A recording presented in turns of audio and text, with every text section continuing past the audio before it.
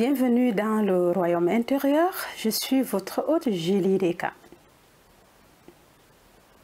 Aujourd'hui, toujours plus qu'émerveillé, je vais vous présenter un des livres de Neville Goddard intitulé « Le temps d'ensemencement et le temps de récolte ».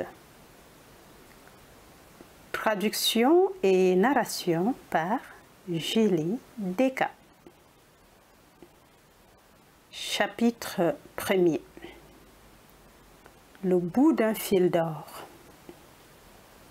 Je te donne le bout d'un fil d'or. Enroule-le seulement en boule. Il t'amènera aux portes du ciel, construit dans le mur de Jérusalem. Blake. Dans les essais suivants, j'ai essayé d'indiquer certaines façons d'aborder la compréhension de la Bible et la réalisation de vos rêves. Que vous ne soyez pas paresseux, mais que vous suiviez de ceux qui, par la foi et la patience, héritent des promesses. Hébreux 6:12. Beaucoup de ceux qui apprécient les vieux versets familiers de l'Écriture sont découragés lorsqu'ils essayent eux-mêmes de lire la Bible comme n'importe quel autre livre, car ce qui est tout à fait excusable, ils ne comprennent pas que la Bible est écrite dans le langage du symbolisme.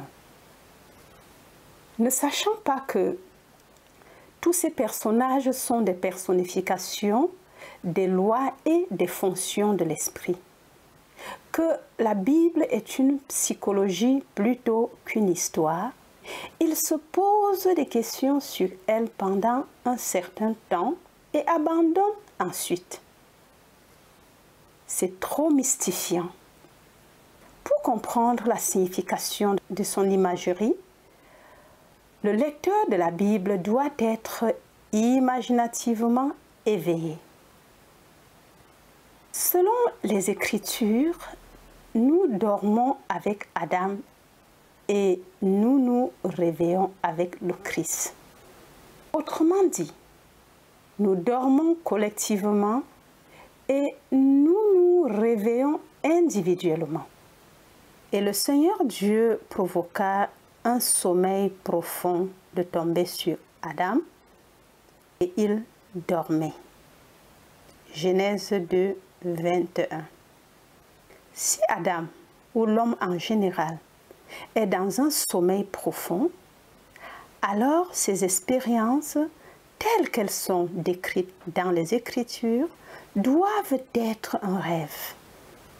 Seul celui qui est éveillé peut raconter son rêve et lui seul pourrait comprendre le symbolisme des rêves et interpréter le rêve. Et ils se dirent l'un à l'autre, « Notre cœur n'a-t-il pas brûlé en nous pendant qu'il nous parlait au passage? Et alors qu'il nous a ouvert les Écritures. » Luc 24, verset 32. La Bible est une révélation des lois et des fonctions de l'esprit exprimées dans le langage de ce royaume crépusculaire dans lequel nous allons quand nous dormons. Parce que le langage symbolique de ce royaume crépusculaire est à peu près le même pour tous les hommes, les récents explorateurs de ce royaume, l'imagination humaine, l'appellent l'inconscient collectif. Le but de ce livre n'est cependant pas de vous donner une définition complète des symboles bibliques ou des interprétations exhaustive de ces histoires.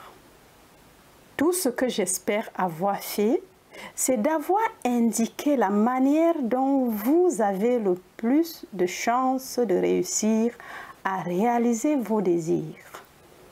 Ce que vous désirez ne peut être obtenu que par l'exercice conscient et volontaire de l'imagination, en obéissance directe aux lois de l'esprit. Quelque part dans ce domaine de l'imagination, il y a un état d'esprit, un sentiment de souhait réalisé qui, s'il est approprié, signifie pour vous le succès. Ce domaine, cet élan, votre imagination, est plus vaste que vous ne le pensez et récompense l'exploration. Encore, ce domaine, cet élan, votre imagination, est plus vaste que vous ne le pensez et récompense l'exploration. Je vous donne le bout d'un fil d'or. Vous devez l'enrouler en boule. Waouh! Waouh! Voilà. Alors, si tu m'écoutes pour la première fois et si tu n'es pas encore abonné, fais-le dès maintenant et en le faisant, n'oublie pas d'activer la cloche de notification pour ne pas rater nos prochaines publications. Et voilà, partage le message tout autour de toi car c'est le réveil pour tous en 2021. Et jusqu'à la prochaine épisode, c'était Julie Deka. Bye bye!